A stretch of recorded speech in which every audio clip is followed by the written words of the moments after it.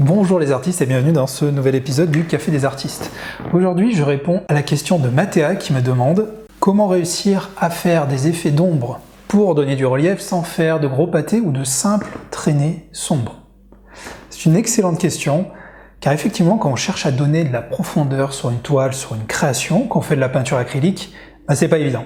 Il faut déjà comprendre cette notion de profondeur. Comment arriver à jouer avec de la peinture pour donner l'impression qu'il y a beaucoup de profondeur dans votre tableau, tellement qu'on pourrait presque avoir le tournis parfois en regardant certaines toiles. Voilà. Ce concept-là, pour moi, il est déjà extrêmement important. Comme vous le savez, pour moi, il y a 3 piliers, en tout cas dans ma pratique. Les harmonies de couleurs, la composition et les aspects de lumière, de profondeur. Et un moyen de donner de la profondeur, effectivement, c'est de faire des ombres portées. C'est ce que je fais souvent, je vous l'ai montré dans mes différents cours de peinture. Et les ombres portées, elles sont très efficaces. On peut les faire avec de la peinture acrylique. Certains les font à la bombe. Je ne fonctionne pas du tout comme ça. Je les fais avec mon pinceau qui est un peu ébouriffé, celui que je vous ai déjà montré, qui est un Delaunay Graduate. Vous pouvez le retrouver dans mon guide du matériel. Et en fait, ce pinceau va me permettre de... Je vais prendre un peu de noir et je vais estomper la couleur. Le but, pour donner l'impression qu'on a vraiment une ombre portée sur un objet, c'est-à-dire d'avoir la lumière qui arrive de l'autre côté pour créer une ombre portée au côté opposé de votre forme. Donc moi je pars d'un peu de noir. Après vous pouvez jouer avec d'autres teintes, du gris paint ou prendre plein d'autres couleurs pour faire cette chose-là. Mais avec le noir ça fonctionne bien. Par contre, au début c'est frustrant, c'est dur, c'est très dur. Pourquoi? Parce qu'on va devoir faire un dégradé. Moi je le fais en glacis. Donc j'utilise une petite pointe de noir par exemple que je vais poser avec mon couteau et après petit à petit je tire ma teinte pour petit à petit qu'elle disparaisse. Ce qui donne vraiment l'impression d'avoir une ombre. Quand dans mes cours vous me regardez faire, vous dites bon bah ouais c'est facile, je prends le pinceau, je le secoue un peu et hop, ça crée l'ombre.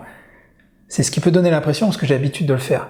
Mais quand on commence au début, c'est très frustrant. Parce que soit on met trop de peinture, c'est ce qui arrive le plus souvent, donc là, gros pâté, on se retrouve avec une grosse tache noire, mais vraiment une tache, donc il n'y a pas cet effet de glacis.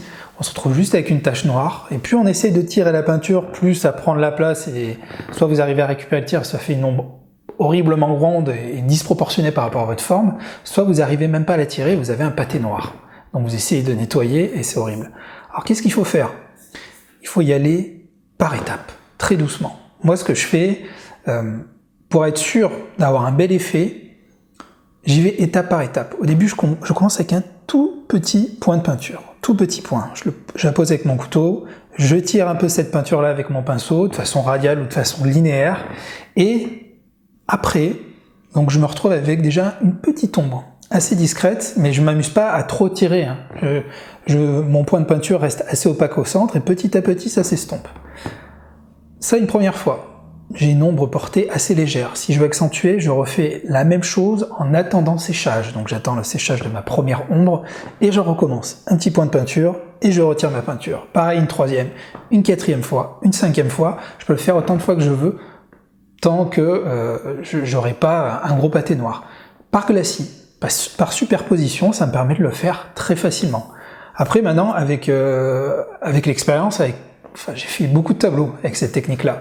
Donc maintenant, je suis capable, si la peinture me le permet, si elle est assez opaque, de faire un point de lumière ou une ombre portée très rapidement, en une seule fois, en une seule couche. Alors, j'ai pas d'exemple d'ombre portée sous la main, mais par exemple, sur mon tout dernier tableau, vous voyez là, on le voit, c'est assez discret, mais c'est des points de lumière. C'est exactement le même concept, mais en utilisant du blanc. Le blanc permet de faire des points de lumière, et le noir, gris paint ou d'autres teintes très foncées vont permettre, quant à elles, de faire des ombres portées. Donc je pars de mon petit point de lumière, et petit à petit, je tire. Voilà, vous pouvez voir ça sur la plupart de mes créations. Donc c'était un peu long, mais Mathéa, pour vous résumer, il faut y aller par étapes. Plusieurs fois. C'est le meilleur moyen de ne pas se rater. Au début, c'est d'y aller avec un petit point de peinture, on tire, on attend que ça sèche, et on recommence tant qu'on veut l'effet escompté.